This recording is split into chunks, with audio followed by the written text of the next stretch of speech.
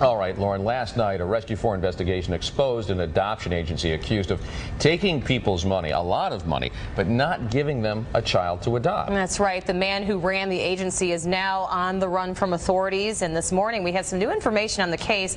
Another couple that says that they were taken by this adoption scam. Here's Rescue 4's Karen Drew.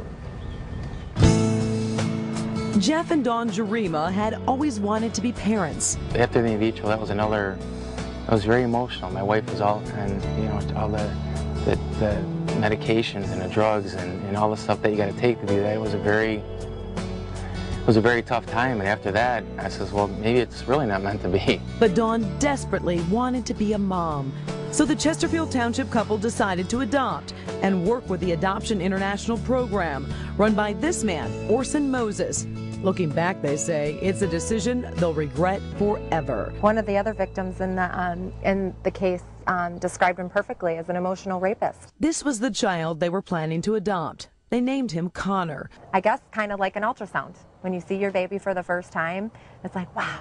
They flew to Kazakhstan, but when they arrived, Connor was not able to be adopted.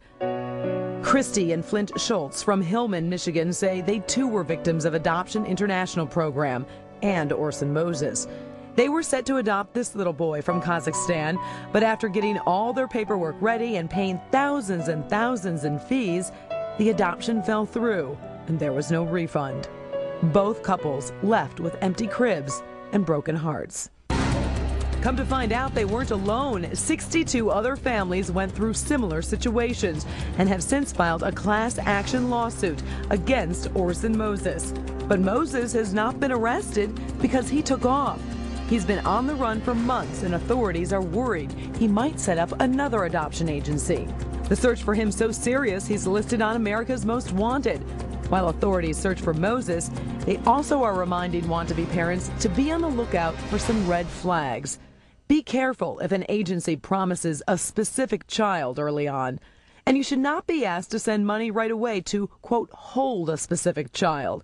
And be leery if you're asked to wire large amounts of foreign fees to unfamiliar persons, frequently in countries other than the country you're adopting from. If you know the whereabouts of Orson Mozes, you're asked to contact authorities.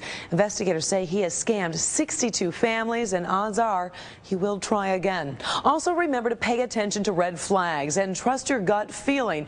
If the answers you get from an adoption agency seem too good to be true, they very well could be.